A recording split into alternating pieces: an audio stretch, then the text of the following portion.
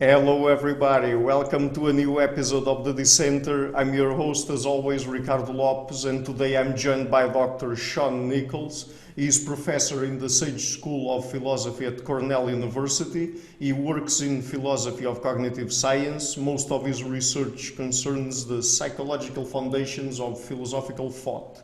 Recently, he's been drawing on learning theory to try to understand how people acquire philosophically significant concepts and distinctions, especially in the domain of morality, which will be the main focus of our conversation today. So, Dr. Nichols, thank you a lot for taking the time to come on the show. It's a pleasure to everyone. Oh, thanks for inviting me. It's nice. Okay, great. So this is interesting because, as I said in the introduction to this episode, one of your main lines of research has to do with the psychological foundations of philosophical thought. So you are interested in trying to understand where certain aspects of philosophical thought stem from in terms of our psychology, correct? Yeah, yeah. So let's talk a little bit about morality because it's a topic you're very interested in. This traditionally has been a topic that philosophers have explored a lot, and then more recently, from an historical perspective, psychologists have also tackled this topic from more of a scientific perspective, let's say. What would you say we have to gain from trying to integrating philosophy with psychology and perhaps also neuroscience to have a better grasp of what morality is about? Well, I think that it's people in the late 20th century and early 21st century present the history of moral philosophy as if it is, this a priori endeavor. And you read articles in ethics, and it just seems like, oh, this is all stuff you should be able to do using the resources of logic and analytic philosophy. But that actually doesn't characterize what happened in early modern moral philosophy. So Hutcheson, Hume, even the rationalists like Samuel Clarke, they were interested in empirical things. Like he had empirical hypotheses about how people came to moral judgments. And so I think this is actually like what people in moral psychology now have been doing in trying to understand moral judgment. It's really continuous with the tradition, starting with Hutcheson and Hume and Shaftesbury and Clarke, where they had, Hutcheson in particular had these, he had these suggestions about the mechanisms that were involved and the character of the mechanisms and how the emotional responses to moral transgressions were basically modular. So I feel like what we've been trying to do now by applying science to it is just use, we have better methods now than we did in the 18th century, and we're able to use those methods to try to get a sharper picture of what moral judgment is like. Does that answer what you were asking, Cardo? Yes, I think it does, but let me ask you a follow-up to that. So,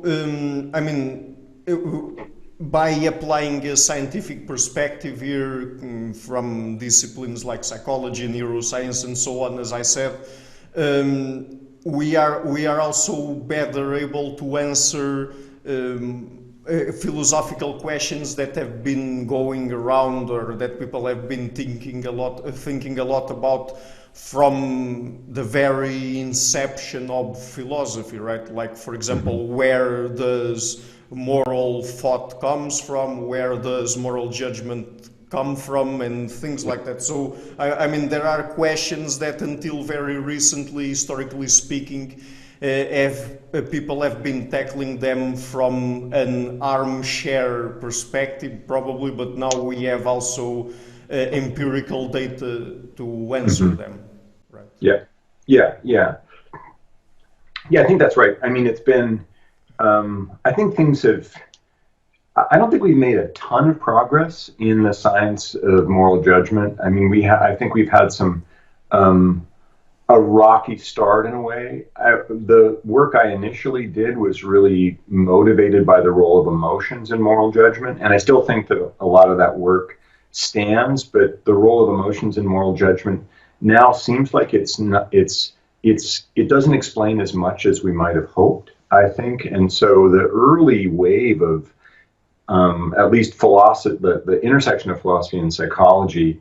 So people like Jesse Prince and Josh Green and I were all pushing these emotion-based theories of moral judgment. And I think a lot of the evidence for that is just not adequate to the claims, because the effects of emotions are much weaker than it seemed like they were going to turn out to be in the early 2000s. Mm-hmm. So morality, it has a lot to do with decision making. Where Mm-hmm. I mean, people have to make decisions about how they should deal with other people, right? So, Yeah. that's interesting that you mentioned the fact that probably the work on the emotions behind morality, or at least the emotions that have some influence on how people make moral judgments and moral decisions, is not that solid. So because I really thought that emotions played a big role in how we how we come up with moral judgments of this and that. So Yeah, I guess so. I mean, there are emotions are clearly involved in some integral way. So if you think about, like, you feel guilt because you did something bad, or you feel sympathy, you see someone who needs help. Those kinds of direct ways that emotions are implicated in our everyday moral lives, that still stands. And anger, all of that still stands. But I think that in I guess 20 years ago, or a little bit less, it seemed like there were lots of other things about morality that we could explain in terms of emotions. Like, I mean, Josh Green's famous example of pushing the, well, it's not his example, but Josh Green's work on footbridge cases, where is it okay to push the guy up the footbridge to save 5 lives? And Green's theory was, we say no to that because of emotions. But it's no longer clear that emotions are really what is doing the driving force in those kinds of judgments. Or, to take another example, so people tend to think that moral violations are universally wrong. So it's universally wrong to rob a bank, to pay for a vacation, or something like that. And then you wonder, well, why is it? Why do we have that judgment of universality? And I used to think that it was probably because those things are more emotionally engaging, and it just ramps up the value we assign to it, and so we universalize it. But the actual experiments that try to demonstrate that show only the tiniest effect of emotions. Just like, if you want to, so in one really nice experiment by Daryl Cameron and John Doris and Keith Payne, they manipulate disgust incidentally. So they make people feel disgusted while they're filling out a questionnaire on moral universalism. And people are more universalist. They're more likely to say this is wrong regardless of culture when they're disgusted. But the effect is minuscule. It's like a tenth of a point on a 5-point scale. So if you want to know, why do people think these things are universally wrong, that can't explain it. It doesn't explain hardly anything. That effect shows that it's tiny. And then there's a meta-analyses by Landy and Goodwin that show that, yeah, all these effects are so small. And Josh May made a big deal out of this, that it's just not very much can be explained by the emotions in these kinds of cases. They're not the central cases like shame and guilt and sympathy. It's where you think, oh, I can also explain how you make the moral conventional distinction, how you universalize, how you distinguish between acting and allowing. Those things, it looks like emotions aren't enough. They're not enough to explain the phenomena. mm-hmm. So what are some of the mental mechanisms that play a bigger role than emotions in moral judgment, moral decision making, probably, and things like that? Well, I think, I mean, this is something that I've argued for a long time, and I guess I still haven't given it up. I think rules play a really critical role. And so it's not just that you have the bad feeling towards this thing. It's not just that you have the bad feeling about somebody hitting somebody else. It's also that you have a rule. You've learned a rule that says it's wrong to hit. And that rule plays a key role in explaining all kinds of aspects of your decision, well, of the kinds of judgments that you make in the first place, I guess. So if you're judging, it's wrong to do that.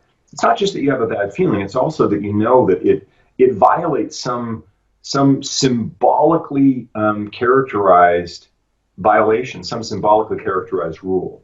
Mm-hmm. That makes sense? Yeah, so are you saying that things like our cultural context, I mean, the sort of moral environment, let's say, that we are immersed in, and things like language and symbolism probably play a much bigger role than emotions? Is that what you're saying?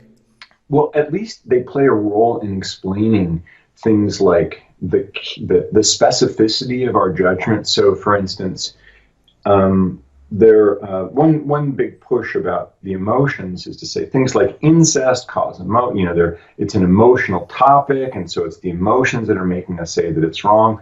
But judgments about the impropriety of incest are manifestly culturally dependent. In some cultures, it's okay to marry your first cousin. In another culture, it's not okay to marry your first cousin. In another culture, it's okay to marry your first cousin as long as it's your father's sister's child you can marry, but you can't marry your father's brother's child.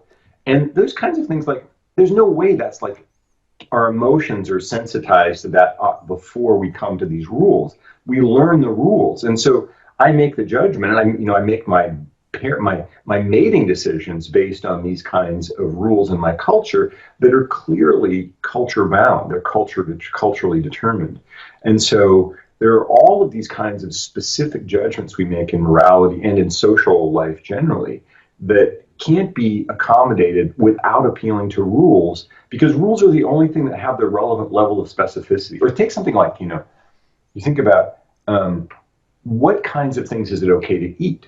You think it's in some religious communities it's okay to eat cows, but it's not okay to eat pigs. And then you say, well, how do they formulate that? Well, they sure aren't formulating based on the raw emotions, that they have to have the category of cow and pig and then formulate the rules in terms of those concepts of those categories. So I think rules allow us to frame moral injunctions in a way that matches the specificity of the judgments that we make. Mm-hmm.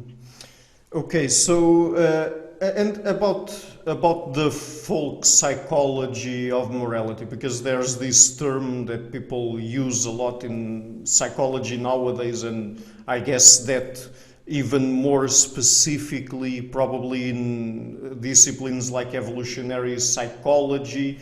Do you agree that for us to have morality we need a set of specific mental mechanisms that allow for us to have morality, to develop morality and things like that? So are you also interested in the sort of biological / evolutionary aspect of morality? Yeah, I am. I don't know if I would put it the way you did, Ricardo, in terms of what you need to have morality, because then I would need to have a theory about what morality is. Okay. And I don't know, the way I was raised, I don't go in for definitions because I don't really know how to do it. Steve Stitch always said, someone says the word constitutive, you're just like, I have no idea. How do you figure out whether something is constitutive? So I don't have a definition of morality, but I am interested in the evolutionary origins of these things. Mostly, I've been trying to give explanations of these moral characteristics in terms of domain general mechanisms, though, and not some morality-specific device. So some people, I guess, think that there is morality-specific adaptations. Mm-hmm. I think, of course, I think anger is an adaptation, and guilt is an adaptation, maybe, but fear is an adaptation. I think all of those, like fear and anger, are clearly, I think, evolutionary adaptations. But probably not specific to morality. Yeah, that's kind of what I was thinking. At least not in a way. I would need to know a lot more about what morality is supposed to be, what the boundaries are. But there's also there are also these general purpose mechanisms, like the ability to formulate rules and represent rules. That's not specific to morality. You know, we formulate rules about how to make desks and computers and cars and how to drive, and all these things are, you know, they're very general. It's a very general capacity we have for rule formation and rule governed action. And so I think that's something that may well be an adaptation, but it's not a specifically moral adaptation. Mm-hmm. Yeah. So when you mention domain general mechanisms, I mean, you've already talked about things like language, symbolism. You're also probably referring to things like learning, right? Because since you think that most of where morality stems from is what we get from our cultural background, then I would guess that learning plays a big role there. Yeah, that's right. Especially now, the stuff I've been doing over the last 5 years, I've really, I grew up as a Chomskyan and a Fodorian. I mean, that was the training I had, and I always thought nativism was a perfectly reasonable view, but I sort of got beat down by the Bayesians. I kept going to talks in Arizona where Bayesians would just come in and give one paper after another where all of these cherished things I thought had to be innate were just explained in terms of Bayesian learning or Bayesian processing, so or could be explained that way. So I sort of dug into that literature myself, and now I have a bunch of projects on how aspects of our moral systems can be learned by pretty simple statistical learning. These aren't fancy things. These aren't things that like you need to understand mathematics very well to understand how the principles work. They're really simple principles of statistical reasoning, and that I think can explain a lot of the distinctions that people make. And this puts me in the camp of there's this new wave of work in, I mean, I associate it with MIT, Josh Tenenbaum and Fei Xu primarily, but it's, you know, when I grew up in cognitive science, we were told that the emphasis was on how bad people were at statistics, and people make lots of mistakes in statistics. Kahneman and Tversky emphasize those. But this new wave of work emphasizes how good we are at basic statistics, even babies. So, for instance, just to take one, this is a Fei Xu study. If you show babies an opaque container it's full of ping pong balls, and you pull out 5 balls, and 4 of them are red and 1 of them is white, and then you reveal you lift up the veil on the bucket of balls. If the babies see that they're mostly red balls, then that's fine. But if they see that they're mostly white balls with a few red balls, and the babies look longer, that is, they show surprise, they expect the population of balls to reflect the sample of balls that they saw. And these are babies, right? Yeah. And so, these are fundamental abilities that we have, I think, that can go a fair distance towards explaining the way that we learn rules in addition to all kinds of other things. Mm-hmm. But don't you think that perhaps the kinds of algorithms that play out in our minds and the sort of mental mechanisms that process information in specific ways, like for example, a Bayesian model of reality or something like that, don't you think that there's at least some sort of innate aspect to them? Or do you think that that's all about learning? Well, I think that it has to be that there's there has to be some innate programming for the learning mechanisms themselves. Is that what you're asking about? Yeah.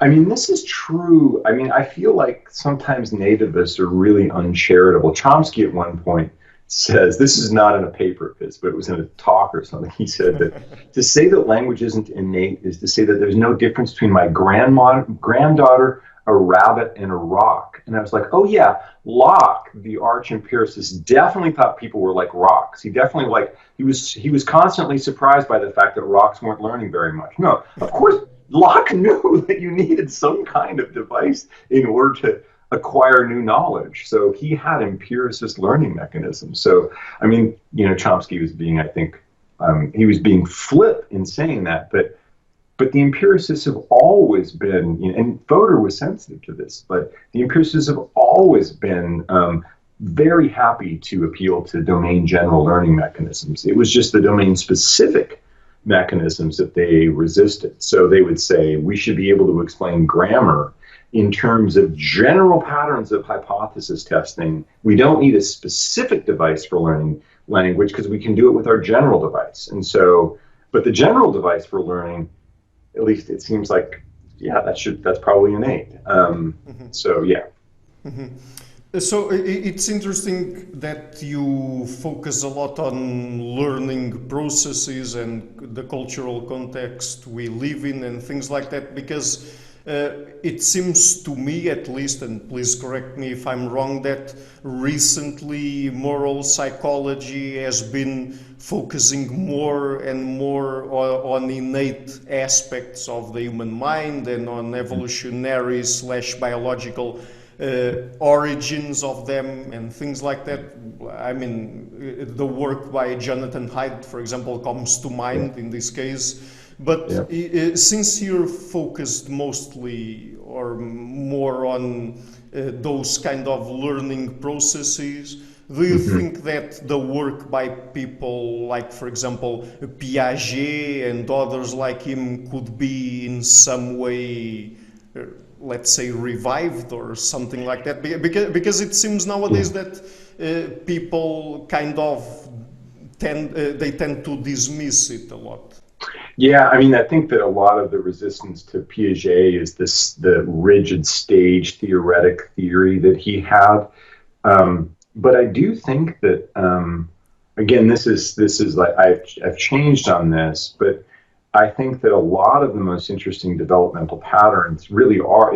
So one way to think about development. This is the sort of Alan Leslie, Jerry Fodor way of thinking about it. Like, really, the babies have all these abilities. You just need to get them to be able to express them. But then the other side, like the Alison Gopnik side, is the babies are changing their views. They're developing new views as they get new evidence. And I think that this work on Bayesian learning in kids and babies favors the Alison Gopnik side pretty strongly, that kids are learning stuff and they are changing, and they're changing in ways that are predicted by the theory. The problem, I think, with the earlier work that Gopnik did, was that it didn't have a framework that generated predictions about what kinds of changes you should get. But now she has it. And I think that work is it's really powerful. So it's in some ways it's Piagetian in that she thinks that there is development in kids change in ways that are really significant, as opposed to the sort of, they already have this innate stuff, and then there's a bunch of performance errors or like limitations because of limitation of executive function or something like that. So it's Piagetian that it gives up on that and says, no, there really are these profound changes. But it's not this strict stage theory. It could even be like they learn this little bit about like apples, and they learn this other little bit about trees, and they learn this other little bit about furniture. So it doesn't have to be some general stage thing. It could be super domain specific. Yeah. But don't you think that at least some aspects of our moral development, particularly in children, during children's development, that they have some universal features? Like, I guess that in all cultures that we've studied, at least there are some universal aspects, like, for example, people believing in moral responsibility, moral universalism, probably also moral objectivity and things like that. Right.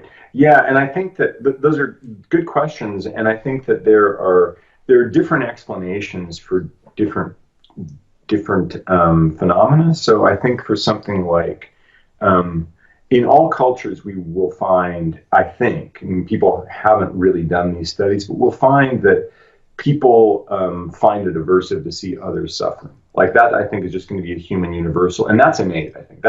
We find it in rats and monkeys, that they find it aversive to see a conspecific suffering. So it seems like we have some innate program for that. And then other kinds of rules, say, I think, can be scaffolded on the basis of that. So let's say you have a rule against killing. Like, every culture we know of has rules against killing. And you might think, well, that's part of the reason we have those rules is because they fit so well with our emotions. Like, killing is something that we find really emotionally difficult. And so rules that oppose that would have some kind of resonance with those emotions. So those are two ways in which you might get a lot of cultural uniformity. I also think that there are general learning theoretic stories to tell about things like universalism. That's a slightly longer story, though. So, yeah, I mean, about a specific topic, moral responsibility. What do you know? What do we know about what are the kinds of intuitions that people tend to have in this regard? I mean, how do people think usually about moral responsibility, and how do they decide to attribute moral responsibility to themselves, to other people, and so on? well, that's such a big question. I mean, I'm not. Uh, yeah, I mean, so there's a range of different questions in there.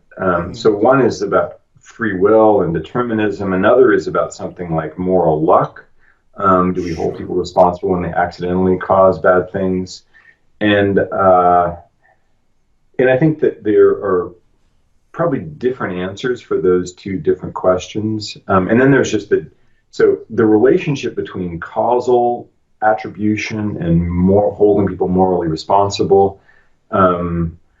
So, I mean, I've been doing some recent stuff on moral luck and responsibility. So, I mean, should I say something about that, maybe? I mean, Probably also please explain what moral luck means from okay, a sure. philosophical perspective. Well, so one example of moral luck, the phenomenon of moral luck is supposed to be a person performs an action, and I'm going to use the Bernard Williams kinds of scenario, performs an action with no negligence, but that happens to produce a bad outcome. So the classic case is the lorry driver. He's driving down the road, a kid runs out in front of the bus, and he hits the kid. And you say you stipulate that he wasn't negligent at all, and yet he produced this bad outcome ensued that this child was injured. And it seems like people want to say that what he did had some kind of moral significance, but it was just luck. So how could it possibly have any moral significance? And Williams' essay is so beautiful. He says that, we have these conflicting reactions to this case. On the one hand, it seems like we want to say, it's not your fault. We want to tell this guy it's not your fault. You were perfectly, you weren't negligent. You didn't know. It's not your fault. But he also says, but if the guy just like moves too readily to that position, he says, oh yeah, you're right. It wasn't my fault. It seems like there's something a little creepy about that. So you think like, what if the guy just says, man, it's too bad that kid ran out in front of my bus. You think, you asshole. Like, there's a way in which he's like trying to discharge his role in the outcome. And so that the puzzle is, or at least one puzzle is, how is it that we have these apparently conflicting reactions? We think, as a matter of fact, he's not morally responsible because he didn't do anything negligent. On the other hand, we think if he denies any responsibility, then we think he's doing something that is kind of corrupt. So we've been, I guess, several people, Rachana Kamtekar, David Pizarro, and one of Dave's students, Raja Anderson, and I have been exploring this phenomenon of moral luck with some studies. So in our idea, should I say a little bit about those? Would that be? Yeah, please go ahead. Yeah. So we think that there's this nice distinction. This comes from evolutionary psychology, actually, from Dan Sperber, between the proper domain of a mechanism and the actual domain. And Sperber's has this nice example of the hoverflies of the bird. The bird has a mechanism for detecting wasps, but it's not perfect, so it will miss some things, and it will identify some things as wasps that aren't, like hoverflies, which are perfectly good for the birds to eat. And so what Sperber says is the proper domain of the mechanism is just wasps, but it actually has the mechanism as it really operates. Its actual domain has these false positives of hoverflies. And we say, well, that's how it is with emotions too. So fear, the proper domain of fear is things that are dangerous. But the actual domain of fear will include things that aren't really dangerous. So like harmless snakes will be things that we will respond to with fear, even though they're actually not dangerous. And so we say that's how it is with guilt. With guilt, there are certain things that are like properly you should feel guilty for, like being negligent or deliberately causing harm to somebody. But then it turns out that the guilt mechanism itself is not perfectly designed just to pick up those things. It also picks up cases where you do something that has this bad outcome that you didn't anticipate. You still feel guilty about it because you still produced it, even though you're really not responsible for it. And so we think that that margin there between the true cases, the proper domain of guilt, things that you voluntarily did with knowledge of what your risks were, and the actual domain, things that actually turn it on, that band there is the band of like moral luck. And then there are two things to say about it. One is it's normal to feel guilt in those cases, just like it's normal to feel guilt at snakes that are harmless. And the other thing to say is people who don't feel guilt in that margin, there's something weird about them. Like just like people who don't feel fear at snakes, or there's something unusual about them, and you could predict. So this is what our studies show. People use that response. So if you don't feel guilty for an accidental injury, people think that predicts how good your moral character is. So if you don't feel guilty for accidentally spilling coffee on somebody, people think you'll be more likely to commit a moral violation. And we find that the people who don't feel guilt for those things, they rate higher on the psychopathy scale. So like it turns out that it really is, people think that you are a worse person if you don't have guilt in those cases. And they're probably right. You probably are a worse person if you don't feel guilt in those cases. So but the moral responsibility side of that is that, well, we have a good sense of what proper moral responsibility is. And we say the lorry driver is properly not morally responsible, but we're also sensitive to this other dimension of like the way in which you respond, normal kinds of responses. So that's this new project that we have. We haven't submitted that paper yet, but that's the idea. Mm-hmm. Yeah. So you mentioned psychopaths, and that's a very interesting topic because, as you said, people look at them as weird people because they lack, or at least have certain emotions tuned down, let's say.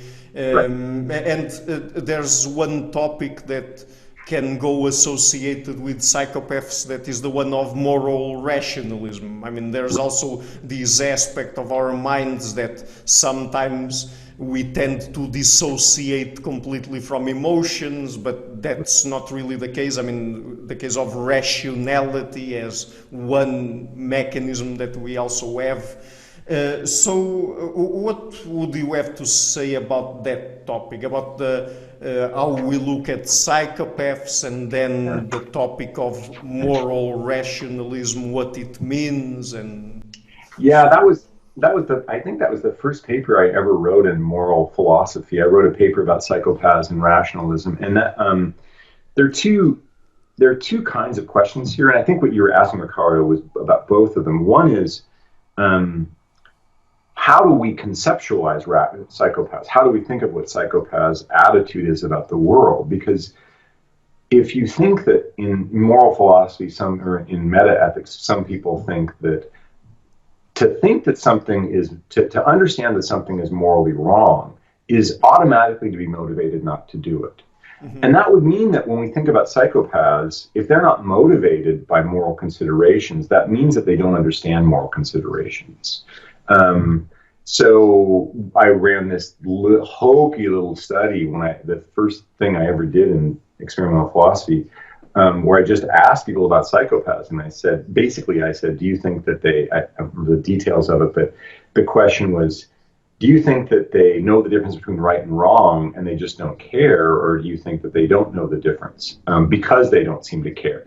And people overwhelmingly in the version that I ran said that they understood that this was wrong, they just didn't care about it. So they had moral understanding, they just didn't have the concomitant motivation. But then I thought then, and I still think the more interesting question is, what is wrong with them? Like, what is wrong? Why are they not motivated the way that they are? And why is it that they don't seem to register various kinds of moral, they don't register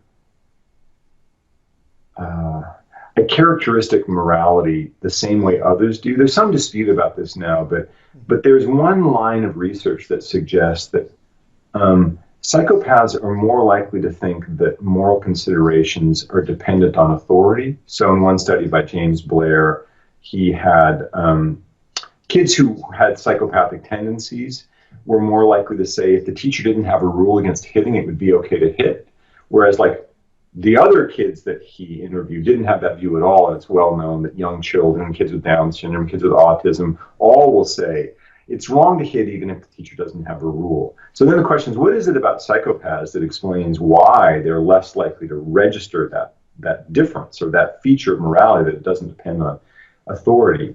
And the view that I still think is at least a contender is that it's because they lack the emotion that informs us of the greater significance of these moral wrongs. So that's, again, work by James Blair, showing that, well, we knew this already, but he helped confirm it in various ways, that psychopaths don't respond to suffering in others the way most people do. So they're just, they can see a picture of a child who's in distress and crying, and they're just less moved by it. So if you are less emotionally moved by seeing someone suffering, it might be that you just don't think it's not special. Like a rule that tries to prevent suffering isn't special the way we think of it as special. It's a special rule because it involves suffering, which is really upsetting. And so that's, I think, a way to say why they are deficient. Now, to come back around to your original question about rationalism, here are two hypotheses. Why is it the psychopaths don't regard moral rules as having a special status? Like, it doesn't matter whether your teacher has a rule. One possibility is it's because they don't have the rational facilities for it.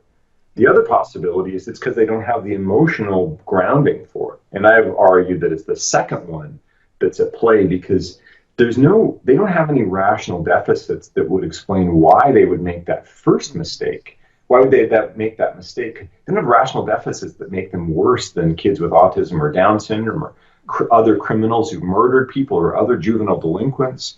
So that piece is what's missing. But then the emotions, we know what's different. So we have an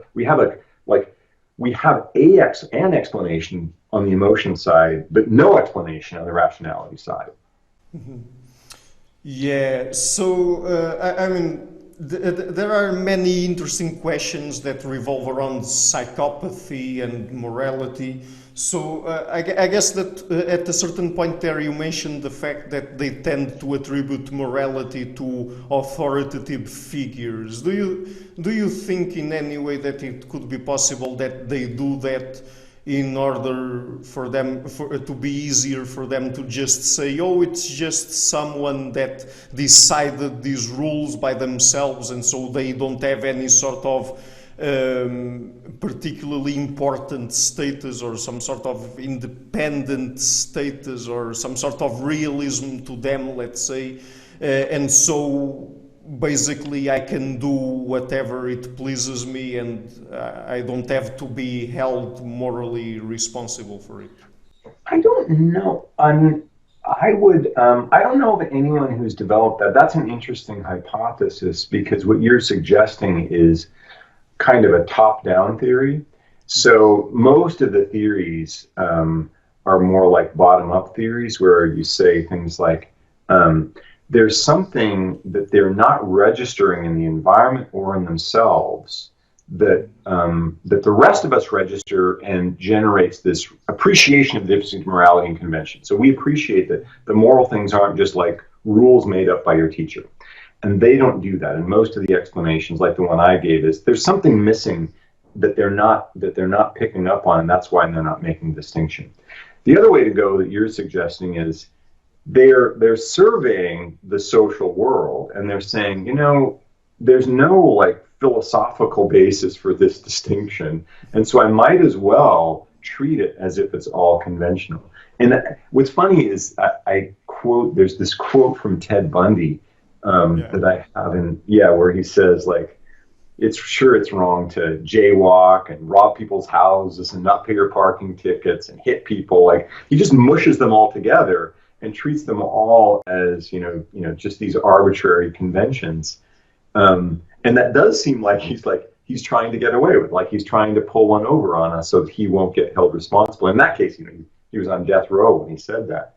So there is a kind of appeal to that top-down story, but I don't know of anybody who's tried to come up with an experiment to support it.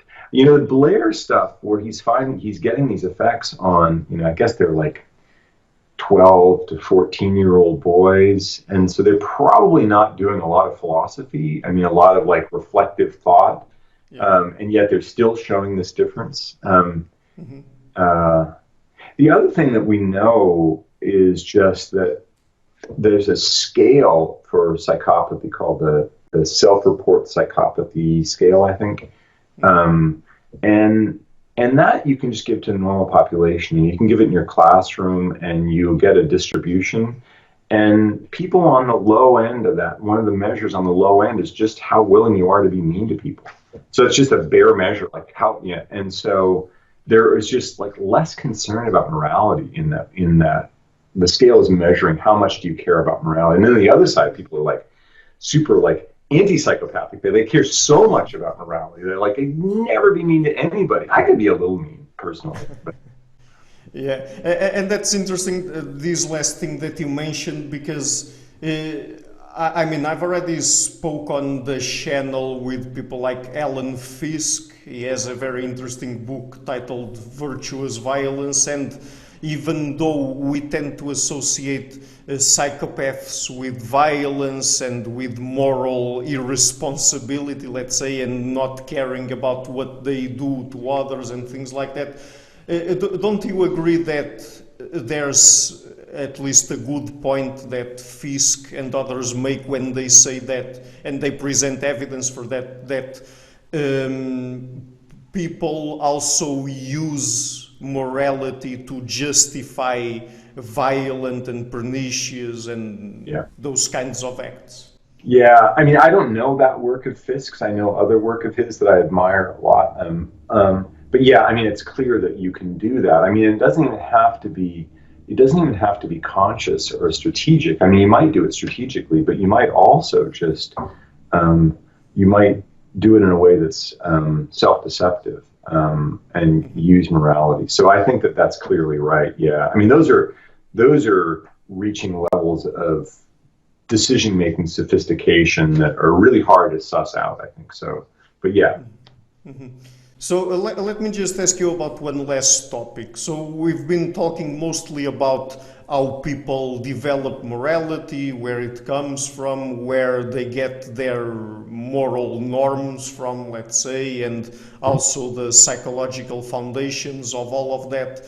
But I guess that since we're talking mostly about philosophy here, and you are a philosopher, one question that I would like to ask you is, so let's say that someday we will have a complete or close to complete understanding of how morality works, the psychological foundations of it. So that only tells us what it is about, how it works, how people, the sort of mental mechanisms that people use to get their moral norms and things like that. Yeah. But then there's the sort of meta-ethical and normative questions that we're also interested in, because one thing is to answer how it works, another thing is to answer the question what is right and what is wrong, right? So do you think that in any way we can derive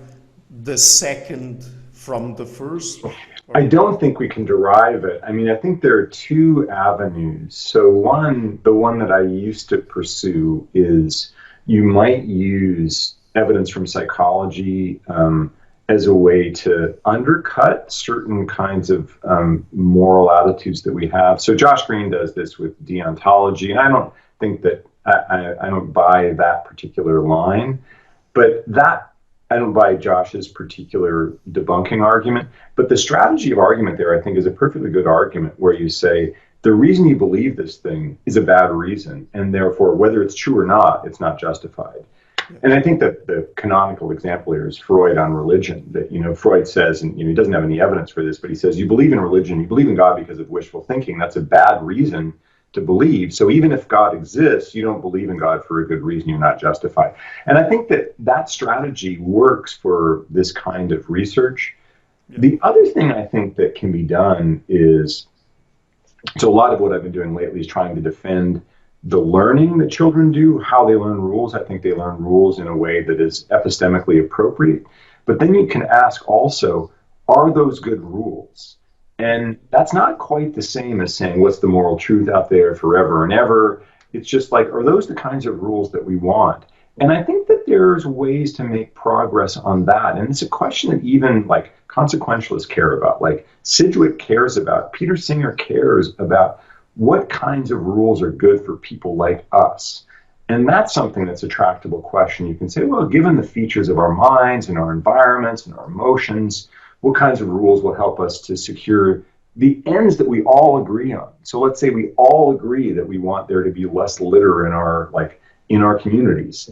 What kinds of rules would be most likely to facilitate less litter? And it may be that, the kinds of rules that would work best are rules that say, pick up after yourself, as opposed to rules that say, pick up after everyone. I mean, but those are like tractable questions about the way we're built and the kinds of rules that would work. So that's the other way. But I don't think this approach will enable you to get to like the universal deontological truths. And I mean, I guess lots of us in naturalistic moral psychology are skeptical that there are such like universal deontological moral truths. So the fact that this method won't get us there isn't that disconcerting. Yeah. Yeah. So are you in any way a moral realist or not? Well, I used to think that the answer was clearly no, but now I realize moral realism is used in all kinds of ways that are less extreme than I thought. I thought moral realism, for a while, I thought moral realism that you think that there's some kind of like eternal truth outside of us about morality. And I don't know about that, but I do think that there are some rules that will help us flourish. As a matter of fact, some rules will help us flourish, just like some food will help us flourish, but not some other animal. It's local to us.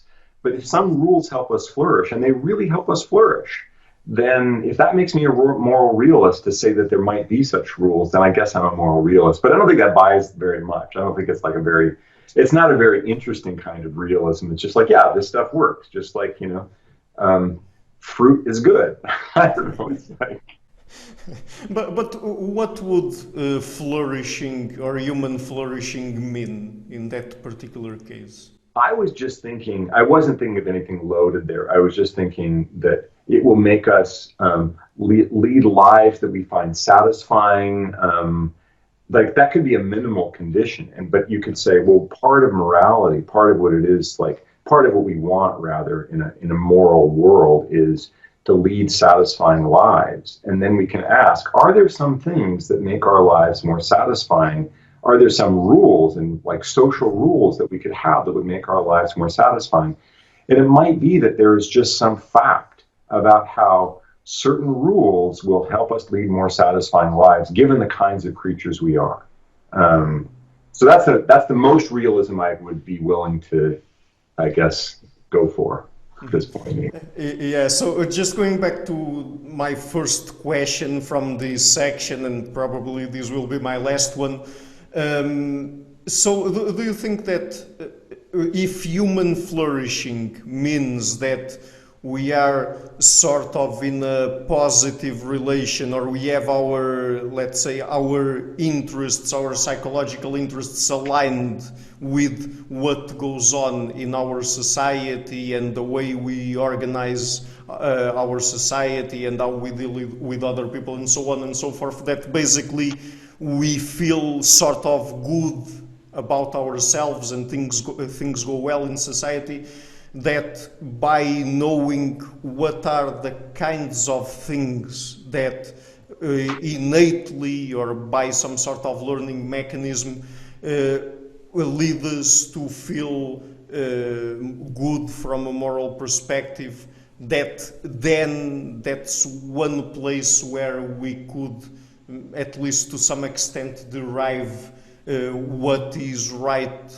or wrong from the fact of how our moral systems work at the psychological level. I think so. I mean, there's a kind of relativistic flavor about that, but I'm not, that's not anathema to me. I think that you could say, well, for creatures like us, or even for people who have the kind of history that we have, there's certain kinds of rules and practices and ends that are good for us. And those are the kinds of things that it makes sense for us to pursue. I mean, part of that will be the moral rules that we already accept. But they still can be, you still can go through and say, well, I accept all these moral rules, but they don't fit together very well, and I want to try to figure out which is most important. And that kind of weighing is available. And I think that is a perfectly reasonable way to do it. It's a very kind of coherentist, holistic way, but if there aren't really these deontological eternal truths, then I'm not sure that there's a better way than that. Mm-hmm.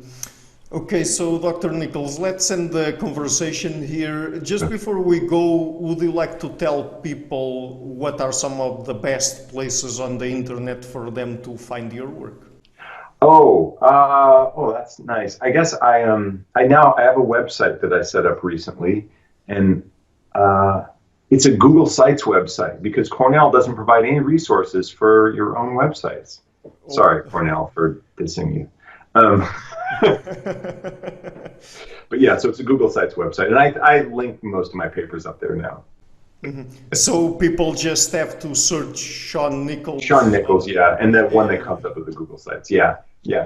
Okay. So I will also be leaving links to your. Okay, good. Probably you have some sort of profile on ResearchGate or Phil People or maybe places like that. Google Scholar is probably the easiest one, though. Yeah. Okay, so I will search them out and leave links to all of your work in the description box of the interview so that people can go and check it out. And Dr. Nichols, again, thank you a lot for taking the time to come on the show, and it was a real pleasure to talk to you. Thank you. Thanks for inviting me, Ricardo. Hello everybody, thank you for watching this interview until the end and for coming to my channel. As you might have noticed, I've started this channel in February 2018 and I've been putting out regular interviews with academics and intellectuals from a variety of fields, top academics and intellectuals, as you can see on the channel. And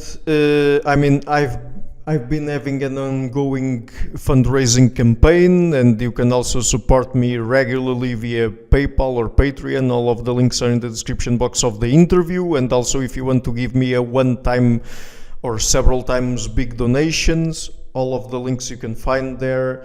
But please, if you can, support the channel, because it's really important for me to be able to keep it sustainable and to keep it running. So otherwise, and if you like what I'm doing, please share it, leave a like and hit the subscription button.